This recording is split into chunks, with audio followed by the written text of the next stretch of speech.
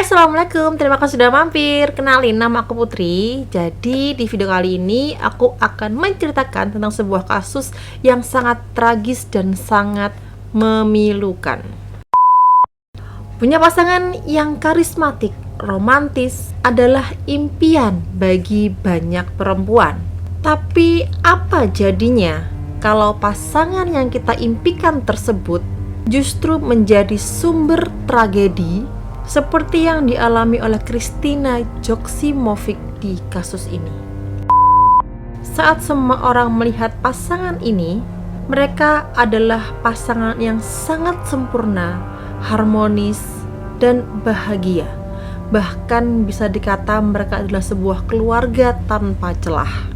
Seketika dikejutkan dengan kabar tewasnya Kristina Joksimovic yang dibunuh oleh suaminya sendiri, di mana dia menjadi korban kebrutalan suaminya sendiri yang berujung pada kematian. Dan sadisnya lagi, tubuh Kristina dicacah dan dihaluskan dengan blender oleh suaminya sendiri. Lalu apa yang sebenarnya terjadi di balik kehidupan rumah tangga mereka, dan bagaimana tragedi kelam ini bisa terjadi? Kristina Joksimovic adalah seorang model terkenal, warga negara Switzerland yang lahir di Binningen, Swiss, tapi masih memiliki darah Serbia. Sejak kecil, Kristina sudah dikenal sebagai gadis yang percaya diri dengan kecantikan alami yang memikat banyak orang. Sehingga tidak heran dengan paras cantiknya itu selalu bisa berhasil membuat siapapun yang melihatnya terpesona. Selain itu, masa kecil Kristina dipenuhi dengan kebahagiaan di lingkungan keluarga yang cukup hangat. Di lingkungan ini pun membentuknya menjadi remaja yang ambisius dan bertekad untuk membangun masa depan di dunia hiburan dan kecantikan. Dia memulai dari modeling, photoshoot, dan dari situ dia bisa mendapatkan penghasilan tambahan. Hingga akhirnya pada tahun 2007 dia mengikuti sebuah kontes, yaitu menjadi Miss Swiss. Sebuah ajang bergengsi di mana semakin mengangkat namanya di Switzerland. Hingga akhirnya impian tersebut terwujud ketika dia berhasil mencapai panggung Miss Switzerland pada tahun 2007. Sebuah ajang bergengsi yang semakin mengangkat namanya di dunia kecantikan. Sebelumnya pada tahun 2003, Kristina Joksimovic juga sempat memenangkan gelar Miss Northwest Switzerland dalam kontes kecantikan pada tahun 2003. Dengan karir yang mulai meroket, Kristina pun kerap diundang menjadi model untuk produk-produk terkenal dan tampil di beberapa majalah. Kecantikan dan keanggunannya membuat dia sempat menjadi sorotan di Swiss pada saat itu. Seorang wanita yang memiliki karir yang luar biasa, seorang entrepreneur, business owner. Selain itu, dia juga memiliki otak yang mumpuni. Dengan dia melihat adanya potensi bisnis di dunia modeling, dia mendirikan sebuah bisnis pelatihan dan konsultasi untuk para calon model di Switzerland. Bukan cuma itu, dia juga punya servis di mana dia melatih pengusaha wanita untuk membangun kepercayaan diri dan juga meningkatkan penampilan pribadi dan juga profesional mereka. Dan hebatnya, dia menjalankan bisnis ini pada saat dia sedang bekerja full time di sebuah perusahaan yang bergerak di bidang IT.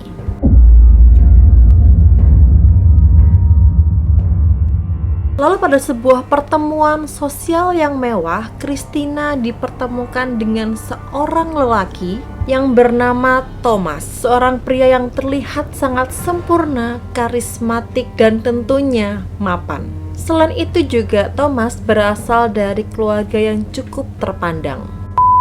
Pertemuan mereka ternyata menjadi awal dari kedekatan keduanya. Tidak membutuhkan waktu yang lama untuk keduanya bisa saling jatuh cinta. Lalu keduanya pun menjalin hubungan yang cukup intens dan romantis, merasa saling cocok satu sama lain. Akhirnya pada tahun 2017, Christina dan Thomas memutuskan untuk menikah.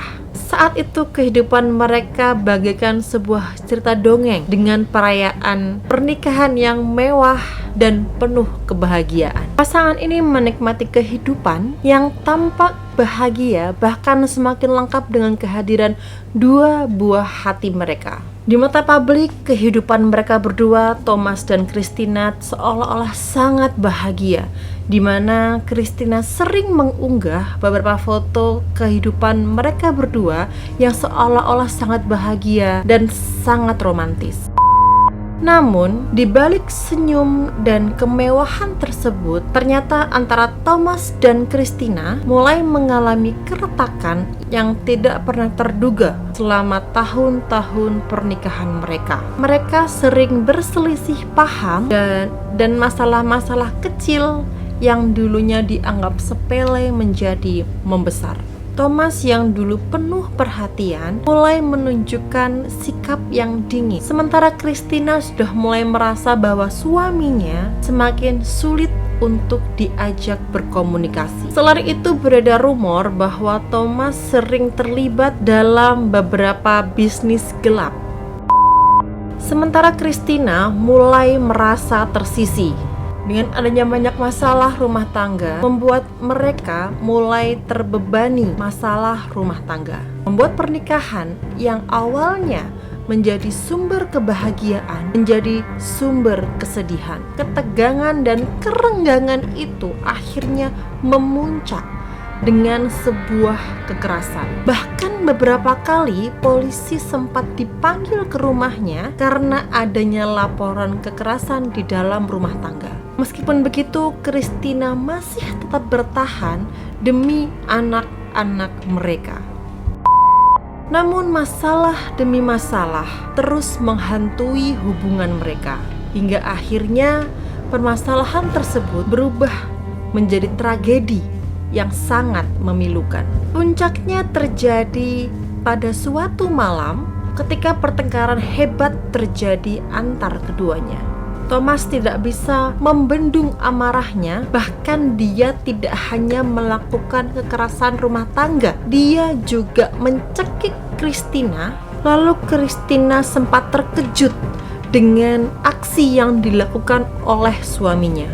Namun meski sudah berusaha melakukan perlawanan, sayangnya Christina kalah tenaga. Kekuatan Thomas terlalu besar untuknya. Akhirnya Christina pun tewas karena kehabisan nafas.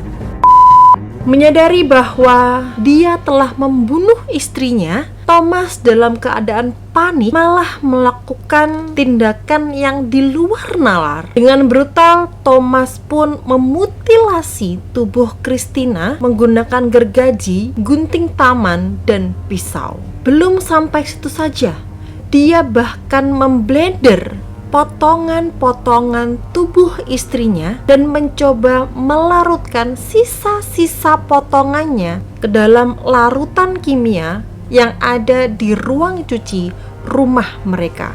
Semua tindakan itu dia lakukan untuk menghilangkan jejak kejahatannya. Dan setelah dia yakin bahwa dia telah berhasil menghancurkan tubuh istrinya, kemudian Thomas mengumpulkan potongan-potongan tubuh istrinya dan kemudian memasukkan ke dalam kantong sampah dengan harapan bahwa jejak kejahatannya tidak akan pernah terdeteksi. Namun harapan Thomas untuk menghapus jejaknya mulai pudar ketika ayah Christina mulai menyadari adanya ketidakberesan.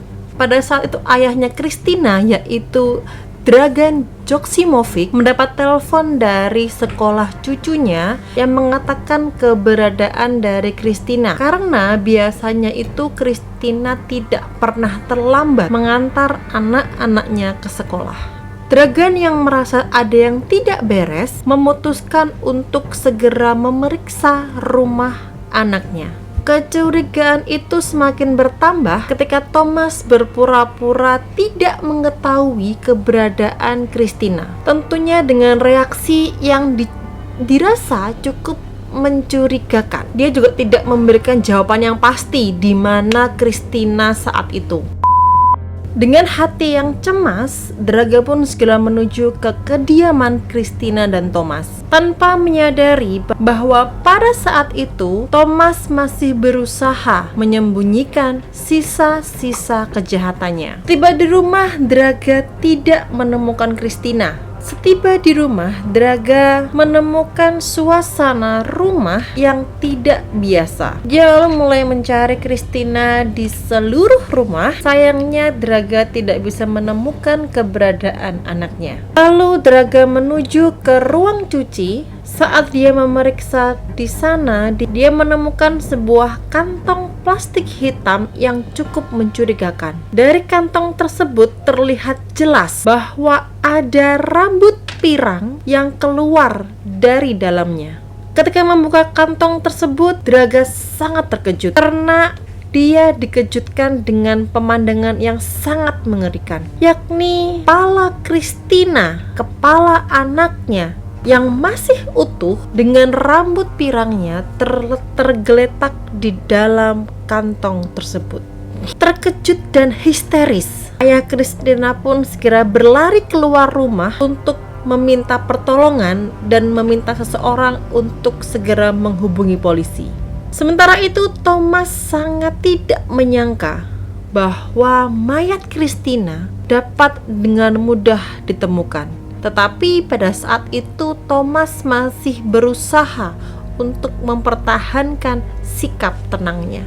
Namun setiba polisi di rumah, suasana pun semakin tegang. Polisi pun langsung meringkus Thomas, di mana polisi langsung memeriksa orang terdekat atau orang terakhir Christina bertemu dengan seseorang, yaitu Thomas, suaminya. Polisi pun langsung meringkus Thomas yang tampaknya tidak lagi dapat menyembunyikan kejahatannya. Setelah penangkapan Thomas pun mengakui semua kejahatannya, di mana dia telah membunuh istrinya, dan dia juga menjelaskan semua apa yang sudah dia lakukan terhadap jasad istrinya, dengan dalih bahwa tindakan pembunuhan tersebut sebagai tindakan pembelaan diri karena Christina yang terlebih dahulu menyerangnya menggunakan pisau.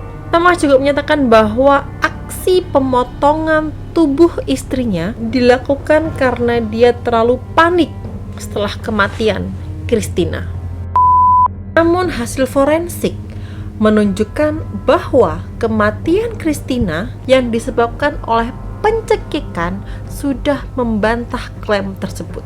Dengan kata lain, Thomas melakukan aksi tersebut dalam keadaan sadar dan sengaja. Selain itu, ternyata Thomas juga didiagnosa memiliki tanda-tanda gangguan mental serta kecenderungan sadistik sosiopatik, yaitu gangguan yang merujuk pada kecenderungan untuk merasa puas dengan menyakiti seseorang atau sadisme, dan kurangnya empati yang tidak memiliki rasa bersalah serta perilaku antisosial atau sosiopati. Sebagaimana sikap Thomas pada saat penyelidikan tidak menunjukkan rasa penyesalannya sama sekali, semakin menguatkan dugaan polisi bahwa aksinya ini memang direncanakan dengan sangat dingin dan penuh perhitungan. Selama penyelidikan juga terungkap bahwa Thomas ini memiliki nama asli Mark Rieben. Dia menggunakan nama palsu Thomas dalam berbagai aspek kehidupan, termasuk saat pernikahannya dengan Christina. Nama palsu ini digunakan untuk menyembunyikan identitas aslinya dari publik dan pihak berwenang. Di sini aku masih belum menemukan info kenapa dia menggunakan nama palsu Thomas. Alasan dibalik itu di sini aku masih belum dapat info. Jadi mungkin teman-teman semua yang bisa dapat info bisa langsung share di kolom komentar.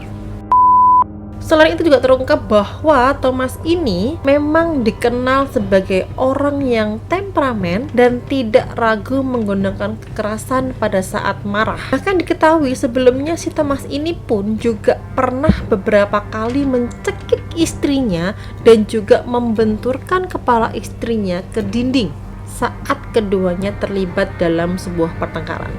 Sejauh ini kasus kematian Kristina Joksimovic masih belum diketahui motif jelasnya karena sampai pada saat ini masih menjalani proses persidangan. Sekali lagi, apa yang kita lihat di sosial media itu belum tentu kebenarannya. Sosial media itu seperti sebuah sampul yang kita sendiri tidak tahu dalamnya seperti apa. Sekian dulu video dari aku. Semua informasi yang aku dapatkan dari kasus ini aku dapat dari beberapa artikel. Jadi mungkin ini sudah ada perkembangan dari kasusnya, bisa kalian tambahkan di kolom komentar, atau mungkin ada yang salah bisa langsung dikoreksi di kolom komentar. Terima kasih yang udah nonton, terima kasih yang udah subscribe. Jangan lupa klik loncengnya, jadi kalau sewaktu-waktu aku update video bisa langsung tahu. Terima kasih, wassalam.